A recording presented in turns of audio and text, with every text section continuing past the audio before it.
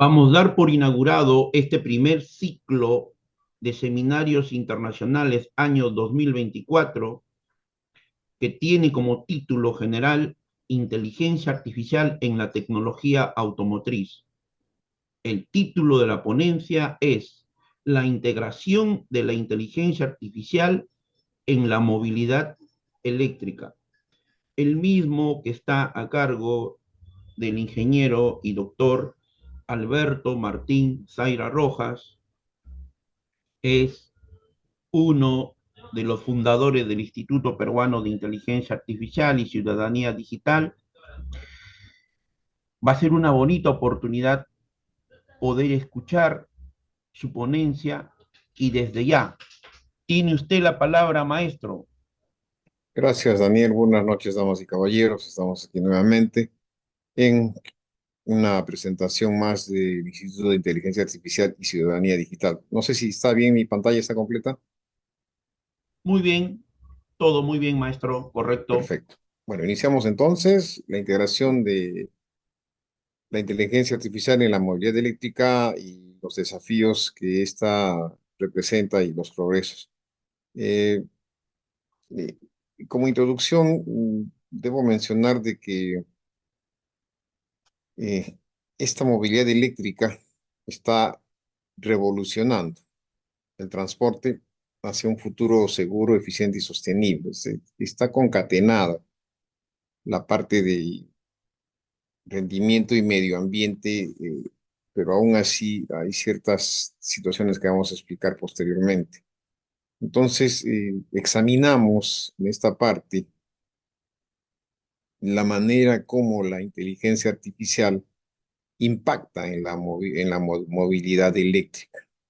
Entonces, necesitamos que las personas, los fabricantes y desarrolladores, promotores de esta movilidad eléctrica, tengan un poco más de certeza, como decir, asertividad, porque estos desafíos eh, están directamente relacionados con la integración. Me refiero a que en la parte social, tecnológica, eh, este nuevo enlace, porque es un enlace verdaderamente. Los motores eléctricos o el vehículo eléctrico ya existe desde el siglo XVIII y se mejoraron prototipos en 1938, que a la par en ese año muchos diseñadores, a la idea de un gran dictador que fue Hitler, diseña un vehículo.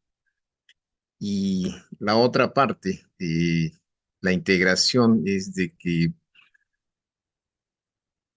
los grandes descubrimientos o los descubrimientos de los grandes yacimientos de petróleo en diferentes partes del mundo nos motivó a desarrollar eh, motores de combustión interna con un combustible pesado. Entonces, por eso es que hemos logrado el diseño de esta parte y que nos hemos integrado. Paralelamente también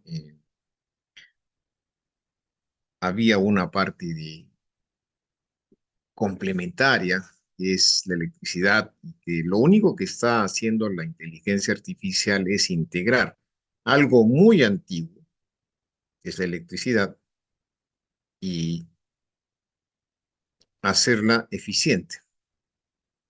Entonces, dentro del contexto general, eh, estas dos están interconectadas con el objetivo de lograr y transformar el transporte de manera y de forma sostenible. Me refiero a que no debe haber más contaminación ambiental, ¿no? Entonces, nuevamente se toca el tema de las smart cities o las ciudades inteligentes, en la que verdaderamente todo esto se debe cerrar. Entonces, debe funcionar de una manera tal que nos permita lograr nuestros objetivos, o sea, vivir de una manera y con una gran calidad de vida, ¿no? Y esta movilidad sigue siendo revolucionada porque aún no termina, recién inicia y debe transformar ya a los vehículos motorizados conducidos por personas en autónomos. Esto significa de que también vamos a requerir de un mejoramiento de la red vial por donde se van y se deben desplazar estos vehículos. Entonces, eh, y eficiencia, ¿por qué le llamamos transporte eficiente? Viene de la parte administrativa, que es eficaz, efectivo, eficiente y relevante. Entonces, eficiente porque debe ser importante, debe proporcionarnos una gran seguridad y una gran calidad de vida. Ya no vamos a tener como conductores y como pasajeros la sensación de tener un accidente de tránsito y salir lesionados o heridos. Esta parte se integra de manera eficiente para que en situaciones de peligro y luego riesgo, eh, el mismo equipo, ayudado de la inteligencia artificial, eh, pueda proteger a los pasajeros y a los peatones. En un inicio se dieron muchas controversias, toda vez de que el vehículo autónomo tenía como programa principal proteger al pasajero. Y dentro de este programa de protección al pasajero se daba el sistema de seguridad pasiva, considerada como los cinturones de seguridad, las bolsas de aire o el colchón de aire, etcétera, que protegía la integridad física del ocupante del vehículo. En ese entonces, en la primera generación, no se tomaba en cuenta el segundo elemento que era el peatón.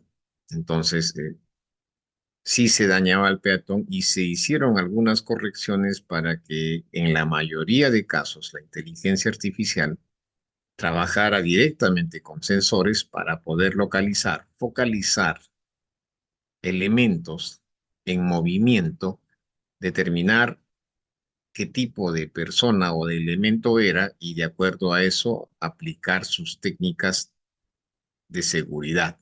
Me refiero a la disminución de la velocidad, a la activación de un sistema activo de frenado automáticamente o autónomamente. Entonces, de eso se trata y de eso es de lo que se está trabajando ahora. Entonces, este desarrollo eh, le permite a la inteligencia artificial tomar decisiones para que este efecto se haga realidad o se dé en tiempo real. Empresas como Waymo y Tesla, ¿no? Son líderes en el desarrollo. Lamentablemente, no tenemos oportunidades frecuentes para poder comprobar o probar que esta tecnología funciona en nuestro medio. Obviamente, dentro de un par de años, debemos estar aquí en Perú disfrutando de estos vehículos autónomos, toda vez de que tenemos gran expectativa de este megapuerto de Chancay, que obviamente va a traer sus ensambladoras, sus robots, y va a poder ensamblar este tipo de vehículos, ¿no? Y esta conducción autónoma es necesaria para lograr una conducción eficiente. Perdón. Entonces, ya hemos definido esa parte. La otra parte es que estos sistemas, como en un inicio, perdón, como en un inicio, en el año de 1978 se inicia la, el montaje de sistemas de inyección de gasolina. comenzaba el epílogo del carburador en los motores de combustión interna. Y a veces se montaba uno, dos o tres o cuatro carburadores o un carburador por cilindro. Entonces, en este año se genera un programa con una central o computadora que iniciaba un proceso de inyección de gasolina para el funcionamiento del motor de combustión interna. Este funcionamiento era llevado a cabo por un programa, pero tenía ciertas diferencias respecto a lo que el motor aspirado podía ofrecer contra lo que la inyección electrónica podía lograr de este motor. Me refiero a que menos consumo de combustible, menor contaminación ambiental, y aparte este sistema de inyección de gasolina comenzaba a aprender de los espacios muertos, de las aceleraciones, y comenzaba a aprender de quién, del conductor que pisaba el acelerador, lo soltaba, frenaba, pisaba el pedal de freno. Entonces, este tipo de acciones del conductor las iba aprendiendo el sistema o computadora del sistema de inyección electrónica y lograba mejores rendimientos del motor en diferentes estados del mismo. Entonces, eso es importante y se ha logrado y se tuvo mucho éxito hasta el día de hoy. Se tiene éxito porque después de la inyección electrónica normal, convencional, viene la inyección electrónica eh, o inyección directa, que la mayoría de fabricantes actualmente monta en los motores de sus vehículos. Entonces, ahora que hemos cambiado a eléctrica, necesitamos saber cómo optimizar la carga. Por ejemplo, si me subo a mi vehículo eléctrico, voy a tener una autonomía. Significa que voy a poder recorrer con esta batería entre 500 a 1000 kilómetros. Si tengo un vehículo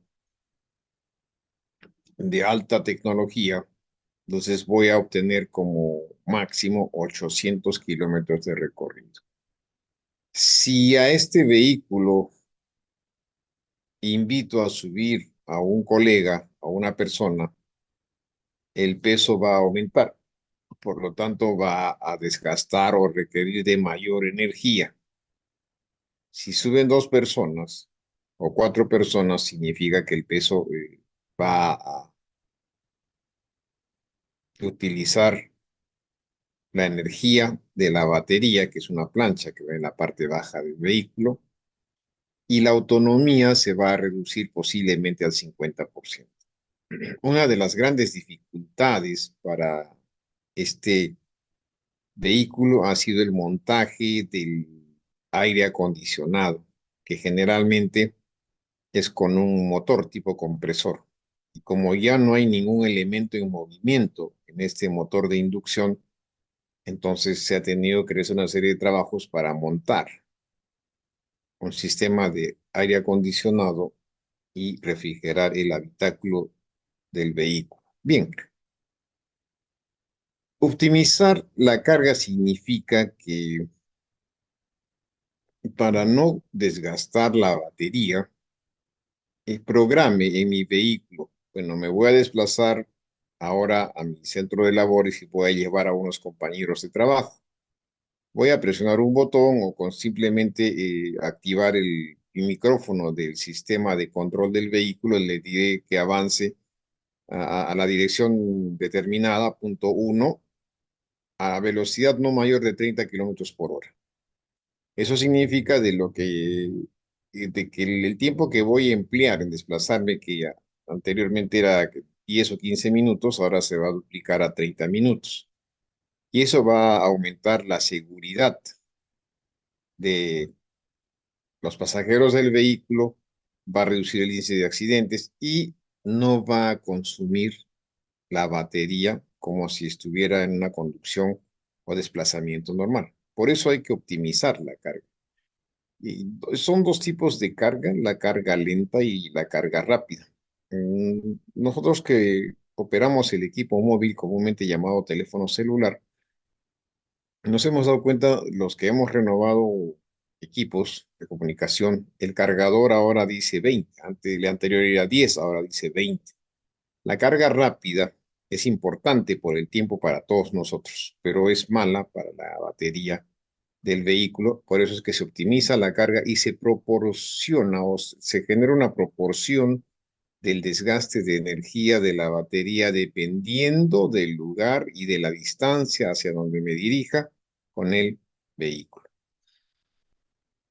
Entonces, esta programación, desde 1968 le llamaban Cruise Control o Control Cero, que era un programador neumático en un inicio de la vía y el vehículo, y yo soltaba el timón y el vehículo en ese entonces, década del 60 y 70, se desplazaba sin problema alguno. Obviamente después se hicieron ya los controles de crucero electrónicos y eso es lo que está haciendo ahora el algoritmo inteligente. Y como decía, ajusta los niveles de carga según la demanda y el uso, reduce los costos operativos y habla justamente de esta empresa Tesla que implementa estrategias de carga inteligente. Me refiero a que ha mejorado su eficiencia y sobre todo la capacidad de las estaciones de carga para poder atender el requerimiento de un vehículo. Bien, y el predictivo, ¿no? Este es un análisis que está relacionado con el mantenimiento. El mantenimiento tiene tres etapas, de las cuales uno es el que predice, el mismo equipo o el mismo vehículo o el programa de este me va a indicar cuánto porcentaje tengo de batería, el peligro, uno, el riesgo, dos, que corro, y está relacionado con el mantenimiento del vehículo, predictivo, preventivo y correctivo. Dentro de ese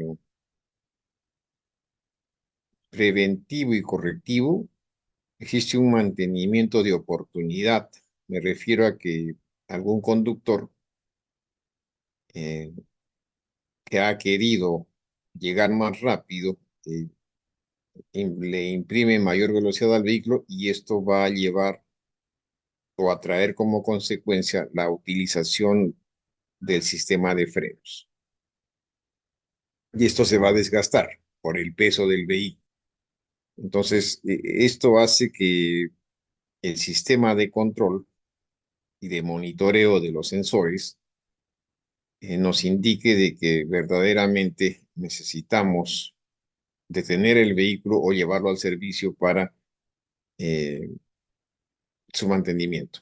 Al mismo tiempo, esto nos genera una confiabilidad total y no vamos a lograr llegar al mantenimiento correctivo porque ya prediciendo el sistema nos dice que antes de que ocurra la falla, debo darle o realizar el mantenimiento respectivo al vehículo.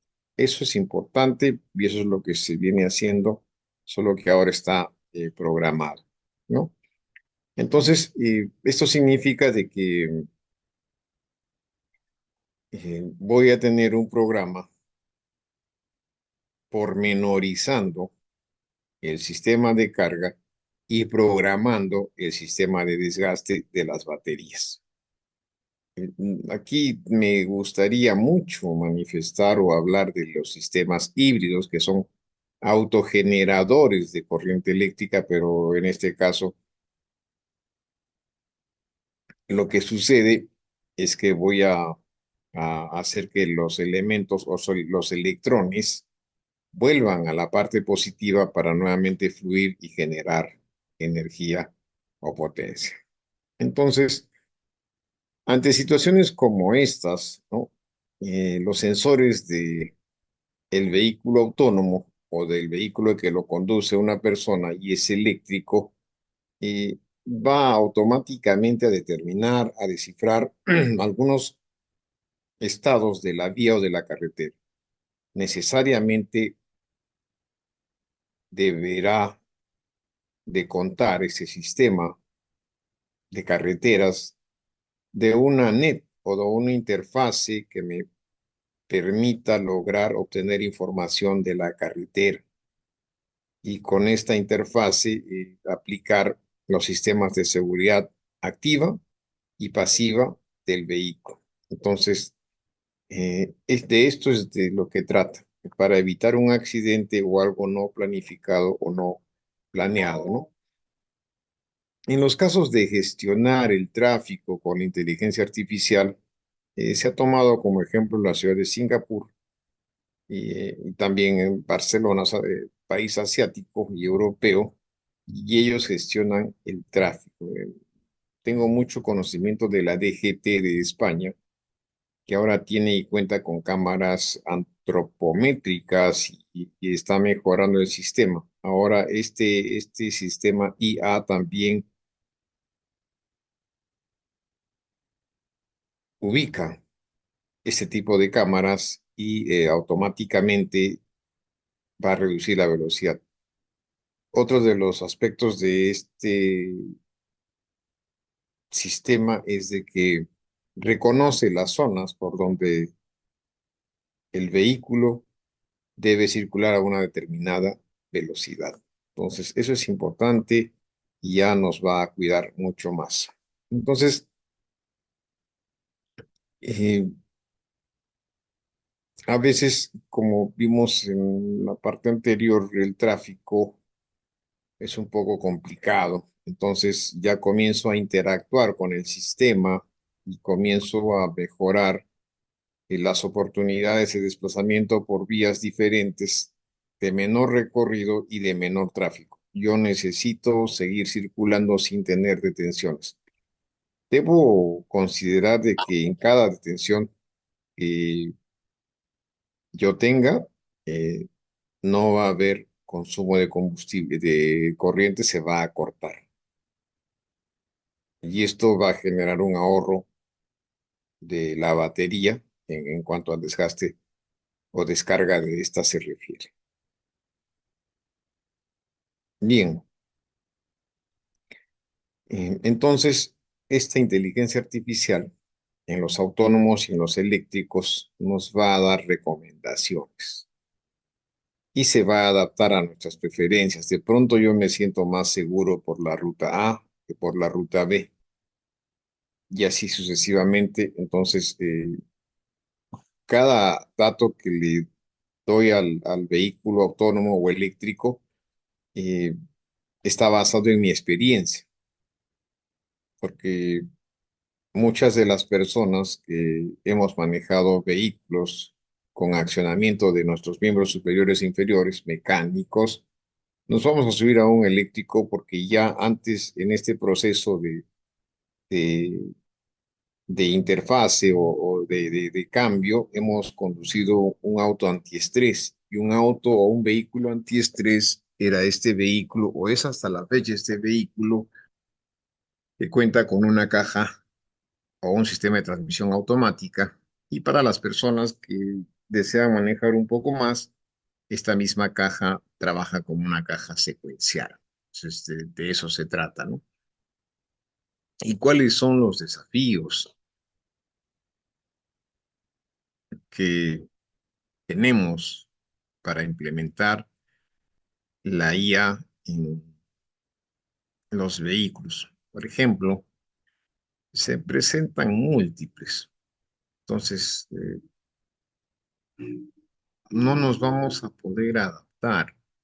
Entonces, vamos a perder ciertas competencias. Por eso dice la lámina anterior que tiene que generar una convivencia agradable, que no sea fortuita, que no me genere algún malestar personal, que no me haga una persona inútil y que yo también pueda participar en la conducción o en la generación de una ruta óptima para evitar aburrirme, para evitar el tráfico o para llegar a tiempo a mi centro de labores o al destino que me he trazado.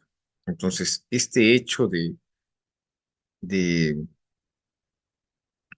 que es un paradigma, no sabemos hasta la fecha cómo se sienten las personas que de conducir vehículos ahora pasan a no conducirlos en el caso de los autónomos y que de conducir vehículos con accionamientos mecánicos nos puede generar quizás un trauma o nos puede generar una insuficiencia, la cual está relacionada con el aspecto de los hábitos que tenía antes. Entonces, eh, va a cambiar todo.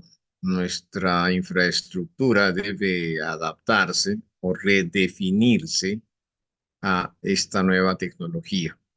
Entonces, existen muchas formas, como por ejemplo aquí por medio de campos magnéticos o de placas debajo del vehículo en la parte superior para poder cargar el vehículo en los centros de carga. De pronto he ido a un centro comercial y encuentro una net como estas y puedo cargar el vehículo sin problema alguno. Entonces, cuando perdemos esta parte de conectividad, entonces necesitamos siempre una red permanente y constante, una 5G, la cual también contamos en muchos países de Sudamérica, y esta net debe permanecer constante y permanente. En todo caso, si no fuera así, vamos a perder la comunicación, el interfase entre mi persona y el vehículo. Entonces necesitamos que esta net o esta red o esta interfase esté permanentemente y constantemente comunicada con la unidad para yo poder utilizar esta herramienta con un bien que es en este caso el desplazamiento de manera y de forma segura. Entonces, ya hemos visto que los costos son altos.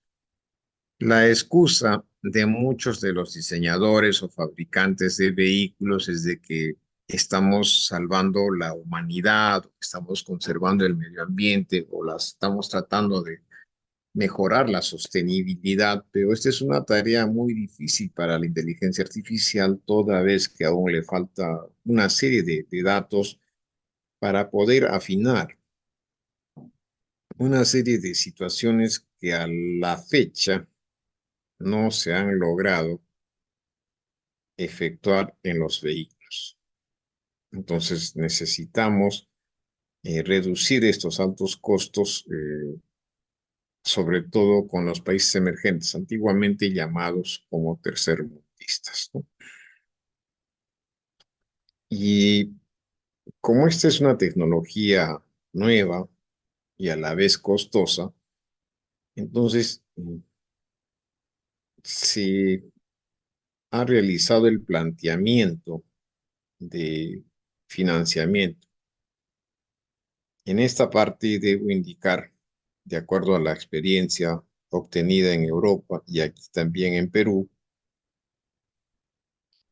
eh, inicia en Alemania como el Fiat Jahreswagen, el auto de los 4 años. Me refiero a que eh, los ciudadanos alemanes todos los sábados asistían a los parques o plazas donde venía un bus, se estacionaba y era una caja municipal. Las Sparkasse o las cajas municipales también vienen de Europa y ellos depositaban 4 marcos.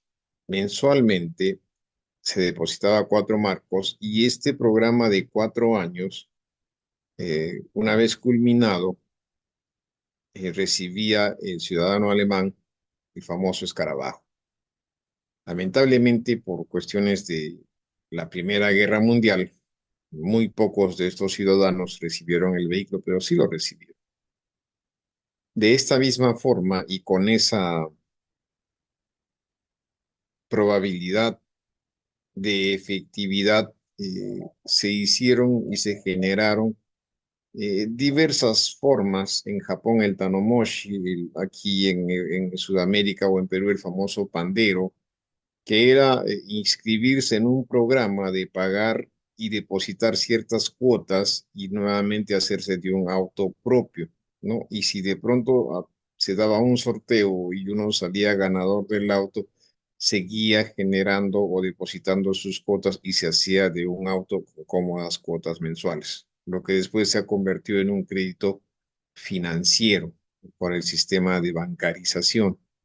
Entonces, de esta misma forma, este sistema de los autos eléctricos genera una estrategia de algo que ya dio resultado.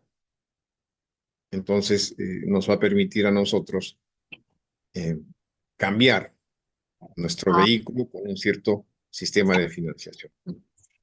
Respecto a la seguridad y privacidad de los datos, estos son estrictamente guardados en un programa del mismo sistema del vehículo para que no sea usado por otra persona.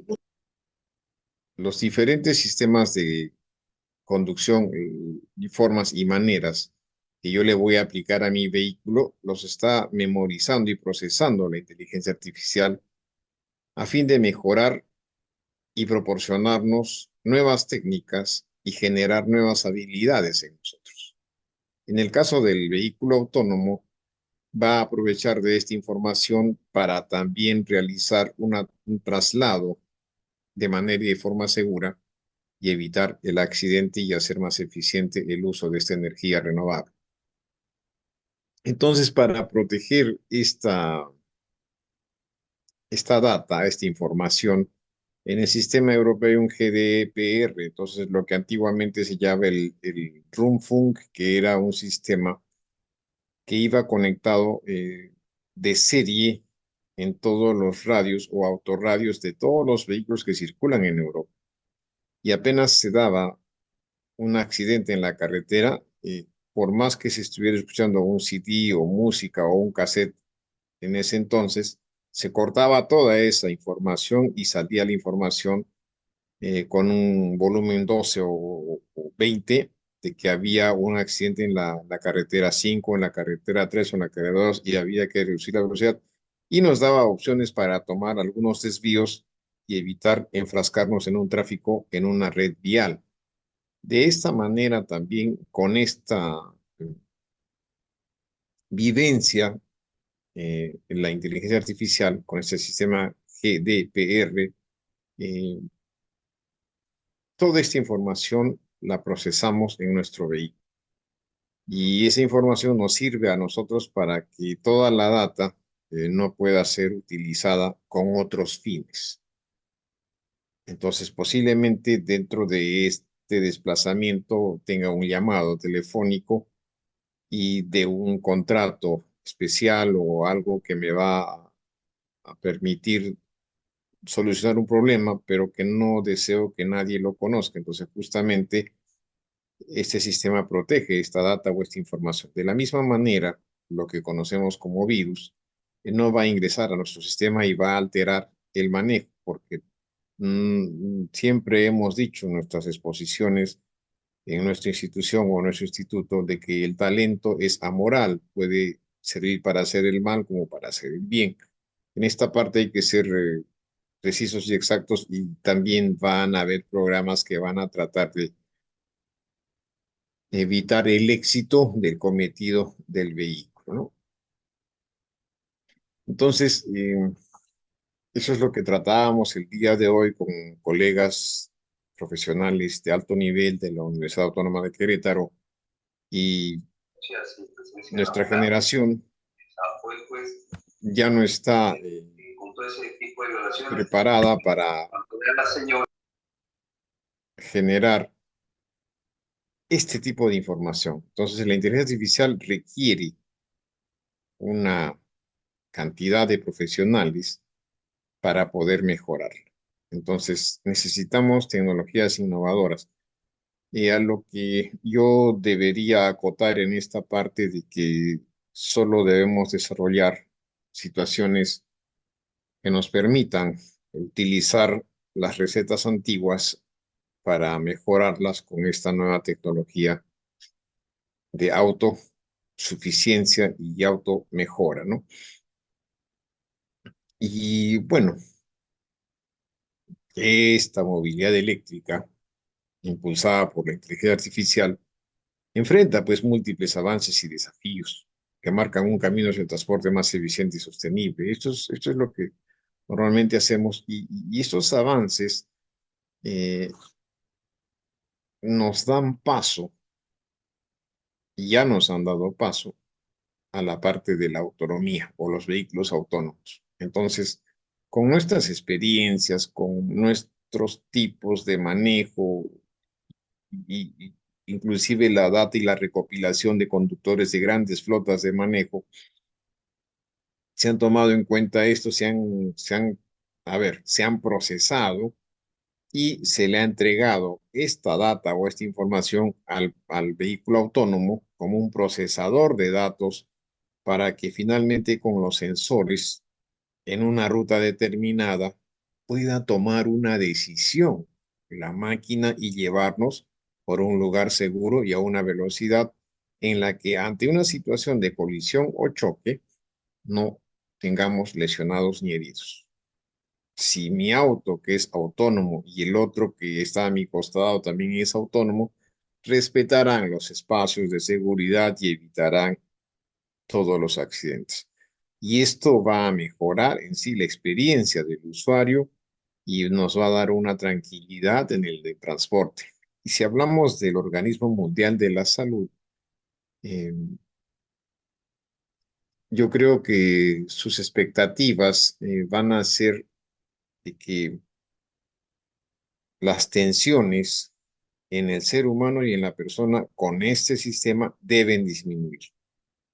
Así de simple. Ya no voy a estar preparado, eh, expuesto a una situación en la que posiblemente por alguna preocupación yo no le preste atención a la ruta y pueda generar un incidente o un accidente. Entonces, de eso se trata. Por eso es que muchas de las empresas han cerrado el ingreso a sus bases o data de información para que la mayoría de fabricantes de vehículos o de diferentes artefactos con inteligencia artificial puedan copiar, puedan tomar de su experiencia sin haber pagado los derechos para poder ejecutar y controlar y fabricar diferentes artefactos y en este caso vehículos eléctricos. Entonces, podemos decir que el futuro de la movilidad eléctrica requiere de una colaboración global. Por eso es que se habla de la financiación de este tipo de vehículo para que todo el mundo pueda tener la posibilidad de colaborar con el medio ambiente y contar con un vehículo que en teoría es uno de los más seguros actualmente del mundo y esto eh, va a generar nuevas tecnologías y mejores prácticas. Toda esta información va a ser procesada de una manera tal de que todos vamos a contar con ella, pero obviamente en esta parte de la inteligencia artificial se requiere de la participación del ser humano, de muchas personas profesionales e investigadores que puedan proporcionar información relevante, asertiva, para que este programa se desarrolle de una manera eficiente, que dice en este caso el desarrollo del vehículo eléctrico. Entonces, esto debe ser mundial, pero nuevamente vuelvo a la parte de los países emergentes. Difícilmente vamos a lograr eso y se anuncia, se se dice de que va a desaparecer el motor diésel, pero yo creo que tenemos que esperar un poquito más de tiempo. Este desarrollo continuo de la inteligencia artificial y la movilidad tiene que seguir evolucionando. Entonces, un ejemplo es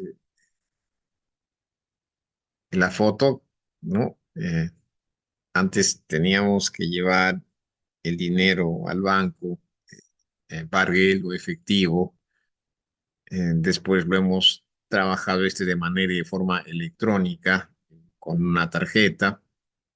Y finalmente lo trabajamos de forma virtual, con un aplicativo. Y también ahí nos enseña el Bitcoin, que es una moneda que no vemos, pero que sentimos. Es un dinero que no se comercia, pero sí es pasible de comprar y realizar finanzas, el famoso Bitcoin, y justamente de eso se trata, de que vayamos también avanzando con la tecnología. Si antiguamente estábamos pues con el motor de combustión externa, que comenzó con la locomotora, eh, que quemaba, que utilizaba carbón para hervir el agua y el vapor de producto del agua hervida generaba una presión en estos pistones y en los carriles del tren, igualmente después el petróleo, después el sistema electrónico de gasolina. Ahora los vehículos ya no requieran y necesitan de este tipo de cosas que contaminan el medio ambiente, sino más bien la parte eléctrica con la intervención de la inteligencia artificial para movilizarnos de un lugar a otro sin problema alguno. A eso le llamamos nosotros posiblemente evolución y eso es lo que las personas están tratando de hacer y de llegar a eso. Bueno, de eso se ha tratado esta noche, un poco corto, y esperemos que con la ayuda de los acuerdos bilaterales o mundiales logremos que la inteligencia artificial nos proporcione una movilidad segura. No sé si tuvieran alguna pregunta, alguna duda para dar. Muchas gracias, maestro, a esta presentación que usted realiza en el Instituto Peruano de Inteligencia Artificial y Ciudadanía Digital. Siempre es un placer poder escucharle y aprender este campo al cual usted ha dedicado casi gran parte de su vida. Entre los que nos acompañan, por favor, alguien desea formular una pregunta o usar nuestro servicio de chat, escribirlo o, por favor, por el medio del micrófono. Gracias, Sebastián. Sí, con Si mucho me gusto. permiten, Sí, adelante, por Por favor. favor, si me tiene la permiten palabra. hacer una pregunta. Eh, ¿Sí me escucha? Perfectamente. Gracias. Buenas noches. Lo que es preocupante es guardar la sostenibilidad social. O sea, el medio ambiente tecnológico poco a poco está creando una dependencia social y una dependencia de la humanidad hacia la tecnología. Esta dependencia poco a poco va disminuyendo las capacidades del ser humano porque mm, está cubriendo las necesidades del ser humano sin que él se esfuerce, porque poco a poco la tecnología va satisfaciendo esas necesidades y el ser humano cada vez está siendo menos competitivo. O sea, depende cada vez más de la tecnología para su movilidad, para realizar, para levantar cosas pesadas, para creatividad, para trabajos manuales. El ser humano, y ahora hasta trabajos intelectuales, ¿no? Ya realiza la tecnología, ¿no? Entonces, el ser humano poco a poco está poco a poco siendo menos activo.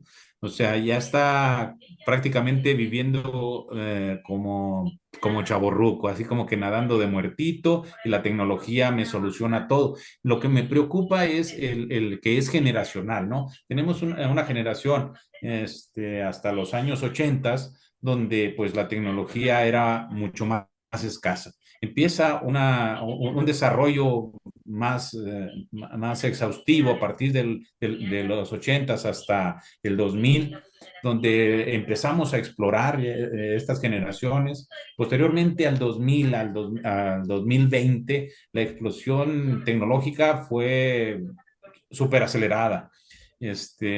Ya el de traer estos dispositivos, ¿no? Los celulares, ya que dejar de utilizar la televisión, dejar de utilizar el teléfono fijo, empezar a utilizar el internet, empezar a utilizar esta vida virtual dentro de esta un nuevo escenario de convivencia social, pero virtual.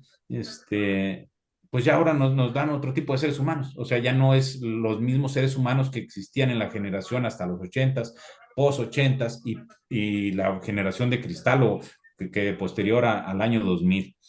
Pero sus capacidades y sus cualidades son muy distintivas. O sea, la utilización de tecnológica, por ejemplo, para una persona que vivió hasta los años 80, pues es esa, para los que aún subsisten, es muy difícil el manejo de la tecnología, incluso se autoexcluyen del manejo de la misma y no utilizan estas tecnologías. En los años 80 al 2000, pues hemos tenido que adaptarnos también a la tecnología por necesidad de trabajo. Los del año 2000 a la fecha, pues han nacido con ella, ¿no? Y han nacido con ella, han tenido celulares en sus manos desde niños, han empezado a utilizar los celulares desde su exploración de infancia, y pues bueno, han crecido con la tecnología de la informática. Entonces, ellos ya perdieron las capacidades manuales que tenían las personas y creativas de por sí, que tenían las personas que vivieron en las generaciones anteriores.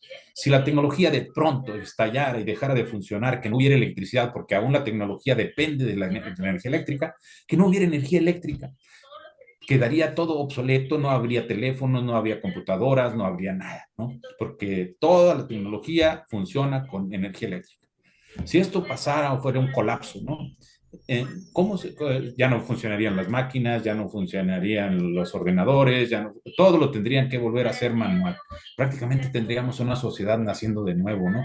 O sea, tendrían que aprender a hacer operaciones aritméticas y matemáticas a mano, porque en las primarias y en la escuela ya no los enseñan manual, ya todo lo hace la computadora. Cómo cultivar, pues tendrían que volver a experimentar cómo barbechar con una yunta de bueyes o con un par de asnos. eh, lo que ahora hacen con un tractor, por ejemplo, pero los tractores ahora ya ni siquiera son mecánicos, ahora ya también tienen su memoria y ya todo lo utilizan a través de botones, los trailers que van por carretera, bueno, el tren ya no es manual de toda su maquinaria, ¿no? Todo se maneja, los aviones ya no son manuales, ya todo es por operación digital en los vuelos. Entonces, todo esto, imagine que esto desaparezca porque ya no energía eléctrica, sería un colapso bastante fuerte, ¿no? Para ellos. ¿Qué opina, maestro? Gracias. Muchísimas gracias, doctor Rodríguez, pero yo nunca creí en la filosofía. Aprovechando que está Sebastián, nuestro gran amigo presente, y me he vuelto un amante de la filosofía porque en mi parte, que es la tecnología automotriz, dentro de ese contexto, le puedo decir algo muy relevante. Yo como técnico, yo no me preocupo por esa parte, porque este motor eléctrico necesita de un mantenimiento y una máquina difícilmente le va a poder dar mantenimiento. Entonces, aún se va a requerir de capacidades, habilidades y destrezas del ser humano. Definitivamente, estas máquinas, como nosotros, toman decisiones. Yo tomé la decisión de experimentar, de vivir todo lo posiblemente factible en mi trayectoria personal y profesional. Y esto me ha llevado a ser una persona que difícilmente le pueda creer a la tecnología si no la he tratado. Eso significa que cada ser humano va a tener la posibilidad de decidir, de elegir qué camino va a tomar. Entonces, sí estoy de acuerdo con usted en esta parte de que se va a generar una necesidad, pero no se olvide, mi estimado doctor Rodríguez, que cuando niños no había ni siquiera un teléfono alámbrico conectado en casa para comunicarnos, para llamar a un doctor y atender una emergencia. Fíjese ahora, mi estimado doctor, que hasta la fecha hemos cambiado el sistema de comunicación súper objetivo, totalmente rapidísimo. Sin embargo, la ambulancia nunca va a llegar a salvarnos la vida. ¿Y por qué? Justamente porque se aplica el mismo contexto. La distancia en ese entonces y la falta de este equipo o de esta maquinaria, ambulancia, no existía. Ahora hay 500, pero no pueden trasladarse para salvarme la vida porque existe mucho tráfico. Y eso va a hacer de que mi vida siga igual. Y la otra parte que voy a rescatar de su apreciación, que ha sido muy nutritiva, es que en muchos de nuestros países existen zonas urbano marginales donde aún la tecnología no llega por la falta de dinero y la falta de políticas del gobierno que no nos abastece de estas tecnologías. Entonces, estas tecnologías son para personas pudientes o personas o países con políticas ultraderechistas. Me gustaría mucho y estoy totalmente convencido de que esta tecnología de inteligencia artificial sí va a poder detectar el cáncer, pero no lo va a poder curar. Entonces, la decisión la tenemos nosotros, de la forma y de la manera como decíamos o tenemos que vivir para evitar una enfermedad. En mi caso, soy un tecnólogo de profesión, sigo corriendo 2 kilómetros por día y antes corría 6, pero ya no estoy a nivel competitivo. Entonces trato de mantener mi estado físico. Hago o realizo deporte, ejercicio físico, trabajo. Mañana estoy viajando a otra ciudad. Entonces, este tipo de actividad deberíamos impartirla, motivarla a esta nueva juventud, pero ellos tienen que decidir. Y hablando de la generación de cristal, eh, esta generación de cristal va a parar más en los hospitales porque el cuerpo, a falta de ejercicio físico y gestiones de creatividad y trabajo físico, va a ser más propenso a acarrear enfermedades. Hasta una gripe muy simple lo va a llevar a internarse en un hospital. Posiblemente algunas vacunas de prevención puedan ayudarnos a mantenernos sanos durante un par de años o 5 años, sí, pero estas vacunas van a generar otro tipo de efectos en nuestro o nuestro cuerpo humano. Y es una serie de preguntas y de respuestas que son infinitas, pero que yo sugiero que vivamos el momento tratando de entregar todas nuestras vivencias, nuestros conocimientos previos y generar en la nueva generación, valga la redundancia, un aprendizaje significativo que le sirva a esta nueva persona a aprender a tomar decisiones. Si quiere la vida del teléfono, el celular para él y malograrse la cervical, que decida él, y después no se queje, pero que yo tengo que tener un programa para ayudarlo a evitar este tipo de cosas y pueda él darse cuenta de que verdaderamente necesita otro tipo de vida. Y eso lo llevará por un camino determinado hacia el éxito personal y profesional. Muchísimas gracias por su aporte y su pregunta, mi estimado doctor Rodríguez.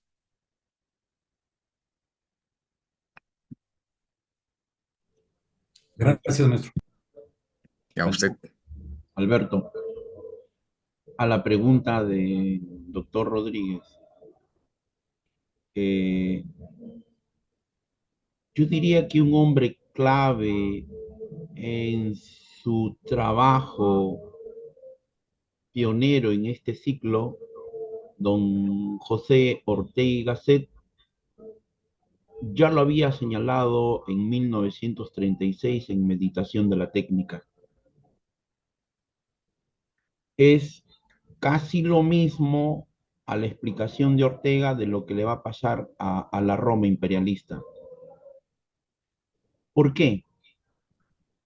Ahí es nuclear el texto de Ortega y Gasset y bueno, ya toda su colección de revistas de Occidente, en los 9 tomos, para entender en esencia la filosofía de la técnica de Ortega en su contexto, en su época y en sus circunstancias, y entender el papel hoy en día de lo que vendría a ser la filosofía de la tecnología.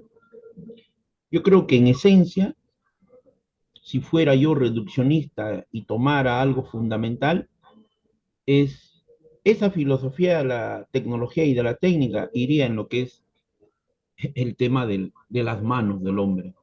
El órgano hacía referencia a las manos, al trabajo de lo que nosotros podemos hacer con las manos. Entonces, el primero que había filosofado sobre esto era Anaximandro, no necesariamente los tres grandes griegos, sino Anaximandro había entendido el papel fundamental de la mano en los procesos de creación de cultura del hombre. Yo entiendo a la intervención y a la pregunta del doctor Rodríguez, ¿qué es lo que ha pasado post pandemia estos 4 años en las iniciales, en lo que viene a ser la educación primaria, la educación secundaria, la educación superior, institutos, escuelas, universidades? ¿Qué es lo que nos ha pasado? ¿Y qué nos dicen las estadísticas mundiales, los organismos que van viendo las métricas de todo este tema? Los estudiantes se han olvidado escribir. Los estudiantes se han olvidado realizar cálculos de operaciones básicas. Los estudiantes han dejado lo que era material didáctico tradicional y casi todo ha sido reemplazado por un celular, por un smartphone, por una laptop, por una tablet. Pregunta, desde las neurociencias, desde el punto de vista de la medicina, de lo que viene a ser nosotros como seres humanos, ¿ha sido conveniente? No. Ya hay estudios en Estados Unidos, en Francia, donde nos dice que es la mano la que construye el desarrollo de las conexiones y de las relaciones que se dan en nuestro cerebro. Entonces, las grandes potencias han entendido, y vuelvo a tomar la tesis de Ortega, que la técnica ha tenido procesos de evolución y la técnica ha tenido procesos de involución. Lo que en el telar mágico en algún momento se hablaba sobre el cerebro humano y sobre ese constante desarrollo y evolución, entonces habría que asumir la tesis que estos años post pandemia lo único que estamos haciendo es empezando a retroceder, empezando a degenerar muchas de las funciones netamente de aprendizajes básicos y fundamentales, primarios, que todo ser humano debiera tener en vida. Eso es lo que estaría pasando lamentablemente, pregúntense todos los que estamos y en horas posteriores, los que van a ver este video, ¿cuántas horas un niño pasa frente a un equipo de celular? Todo lo que ha dejado de hacer un niño en una actividad normal de un día por estar frente a cualquiera de uno de estos dispositivos. Definitivamente, Ahí hay que ponernos a pensar. Yo voy en ese sentido, Alberto, a la pregunta que formula el doctor Rodríguez. ¿Qué decían nuestros grandes maestros griegos? El equilibrio, la ponderación, los no extremos.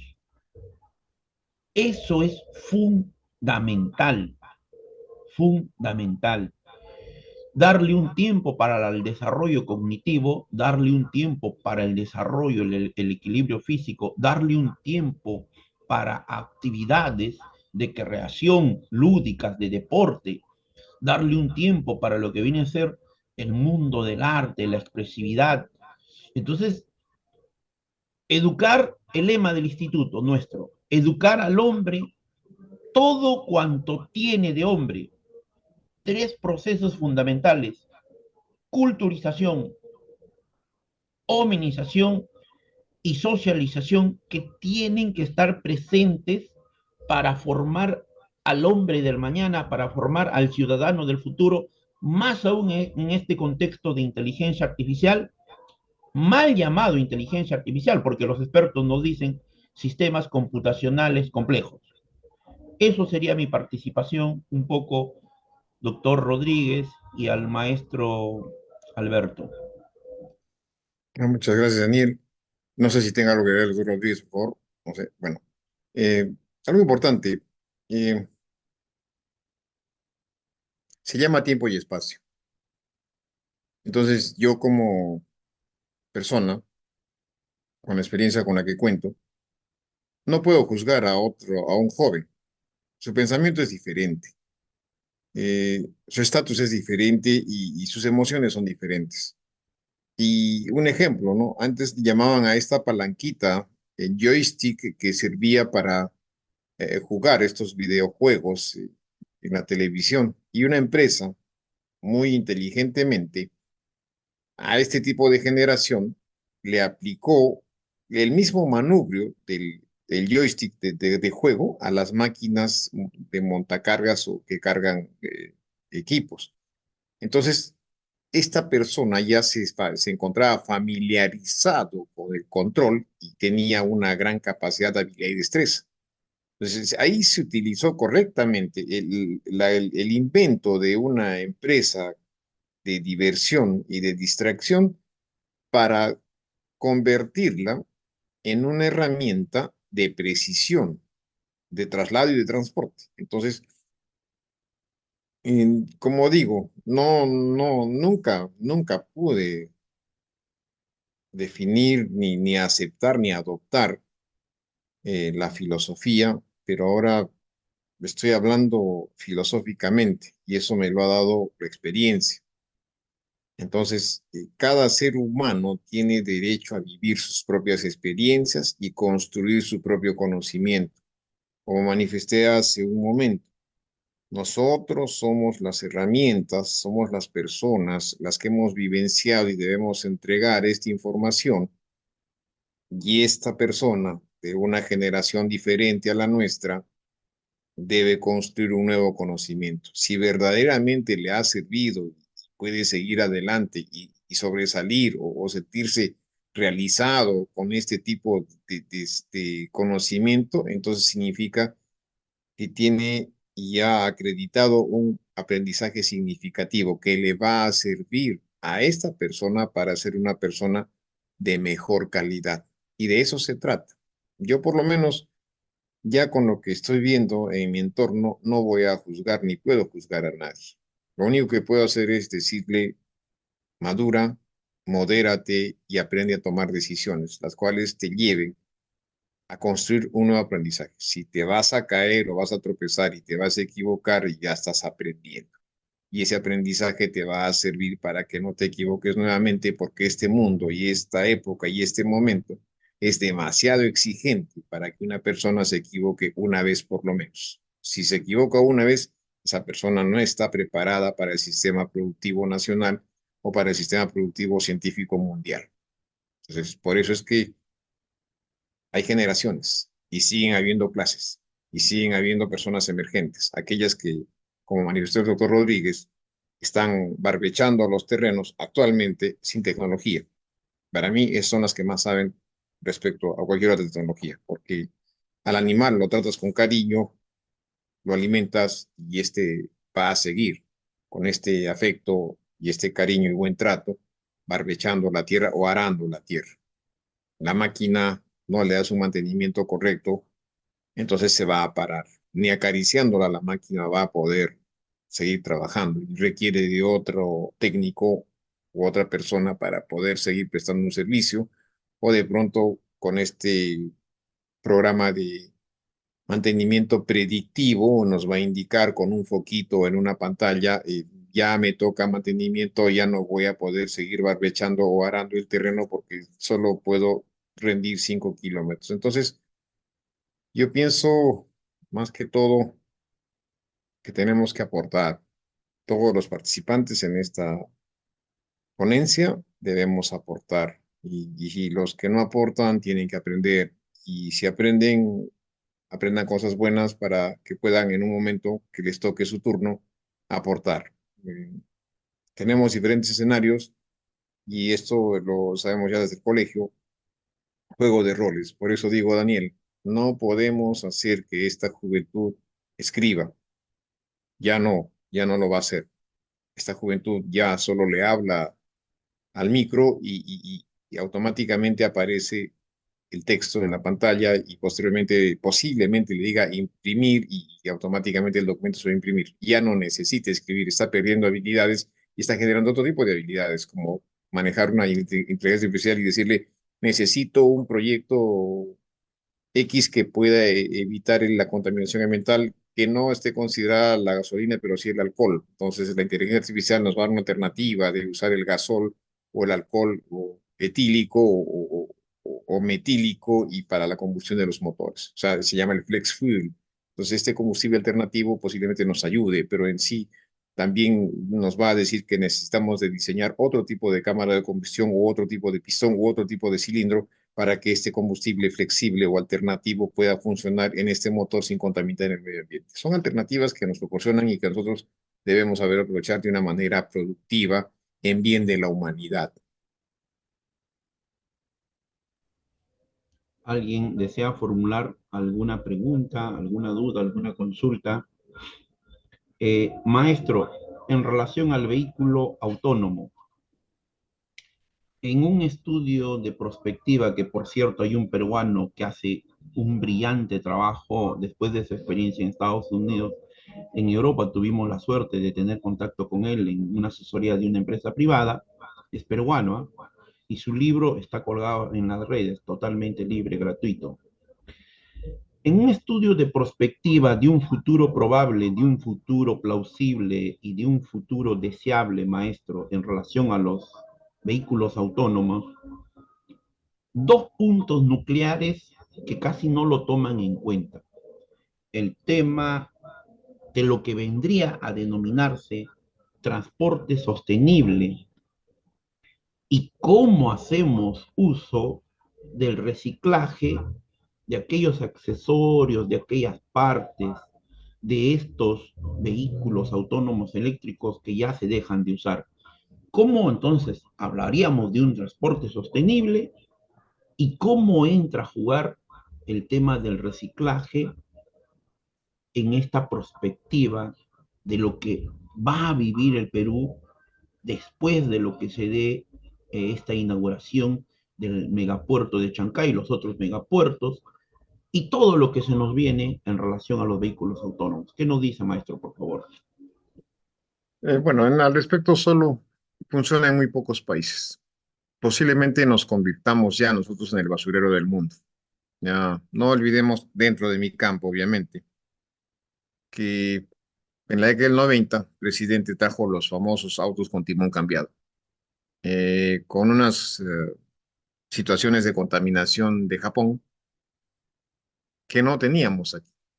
Entonces, estos vehículos, aparte de que contaminaban el medio ambiente, también traían enfermedades. Los mecánicos o los usuarios se enfermaban por haber importado un vehículo que no estaba adaptado para nuestro medio ambiente. Es más, finalmente termina explotando fuente de energía atómica y comenzaron a venir los autos radiactivos. Entonces, sin ir muy lejos, en el Perú también se dio o se sigue dando el famoso río Plomo, que es el traslado de los relaves producto de las excavaciones mineras a pozas o estanques para ser nuevamente reprocesado. Entonces, como somos enteramente un país que solo cuenta con riquezas materiales, entonces no tenemos la tecnología propia para poder explotarla. Vienen otras empresas y obviamente no cumplen con los convenios de la contaminación. Y en el caso de los países en Sudamérica, del 100% solo se está aplicando el 20%. Significa que 80% de la contaminación está en nuestras calles, está en nuestros hogares, porque no hemos recibido la información necesaria de la manera y la forma como reciclar, o en todo caso el sistema de seguridad del Estado, del gobierno, de la municipalidad, de la provincia, no tiene el equipamiento ni los profesionales capacitados para poder tratar o realizar el tratamiento correcto, adecuado de eliminación de estos residuos. O sea, nosotros nos estamos convirtiendo en el basurero del mundo, muchos países en Sudamérica, y eso hay que evitarlo. Y eso se evita con una cultura de la humanización. Significa de que si verdaderamente deseo vivir en un mundo limpio y tener una salud que me permita realizar una serie de actividades, debo cuidar mi medio ambiente y evitar y no permitir de que otros países u otras tecnologías atenten contra mi vida y contra el medio ambiente, mi estimado Daniel. Muchas gracias, maestro. Muchas gracias. Por favor, de los que nos acompañan, alguien tuviera alguna consulta, alguna pregunta a la presentación que ha realizado el doctor e ingeniero Alberto Martín Zaira Rojas.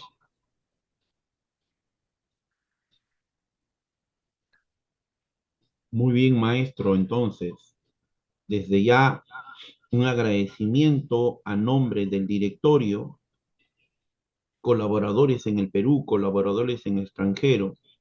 Las horas posteriores, este video va a estar en el canal de YouTube. Les invitamos a que se suscriban. Nosotros tenemos 16 programas que realizamos en el mes. El canal de YouTube del Instituto Peruano de Inteligencia Artificial, y abreviado CD, lo que dice Ciudadanía Digital abreviado. Vamos a dar entonces, maestro, esta presentación que usted ha realizado. Vamos a dar por concluido este primer ciclo año 2024 de seminarios internacionales, el cual se titula Inteligencia Artificial en la Tecnología Automotriz. El título de la ponencia que realizó: la integración de la inteligencia artificial en la movilidad eléctrica, el mismo que estuvo a cargo del ingeniero y doctor Alberto Martín Zaira Rojas. Un abrazo muy fuerte, maestro, a la distancia. Igualmente, Muchas gracias. para Muy todos buenas noches ustedes, a usted y a todos los que nos han acompañado. será Muy hasta una buenas próxima noches. oportunidad y gracias por la invitación al Instituto de Inteligencia Artificial y Ciudadanía Digital. Muchas gracias.